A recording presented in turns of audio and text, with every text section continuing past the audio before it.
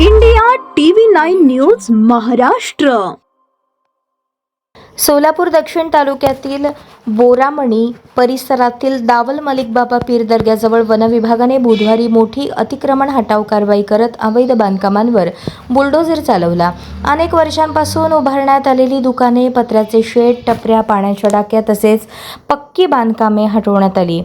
मोठ्या पोलीस बंदोबस्तात झालेल्या या कारवाईमुळे परिसरात एकच खळबळ उडाली.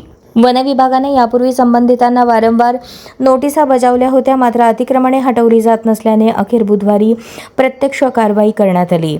या मोहिमेत सुमारे 20 ते 25 दुकाने, 29 ते 40 अतिक्रमणे हटवण्यात आल्याची माहिती अधिकाऱ्यांनी दिली. वन विभागाच्या नोंदीनुसार संबंधित ठिकाणी केवळ मूळ दर्गा, रस्ता आणि पाण्याची विहीर अधिकृत असल्याचे स्पष्ट झाले असून उर्वरित सर्व बांधकामे अनधिकृत असल्याने ती जमीनदोस्त करण्यात आली. बोरामणी परिसरातील वन जमिनीवरील अतिक्रमणांचा मुद्दा राज्याच्या हिवाळी अधिवेशनात चर्चेला आला होता. त्यावेळी अतिक्रमणांवर तातडीने कारवाई करण्याच्या सूचना देण्यात आल्या होत्या. त्यानुसार वन विभागाने पुन्हा नोटीस बजावत संबंधितांना बाजू मांडण्याची संधी दिली होती. दावल मलिक दर्गा ट्रस्टचे अध्यक्ष नामदेव मनसावाले आणि सचिव लिजाम मुजावर यांनी 2 जानेवारी रोजी सहाय्यक वन संरक्षकांसमोर आपली बाजू मांडली. मात्र आवश्यक आणि ठोस कागदपत्रे सादर करण्यात अपयश आल्याने अतिक्रमणे निष्कासित करण्याचे आदेश जारी करण्यात आले.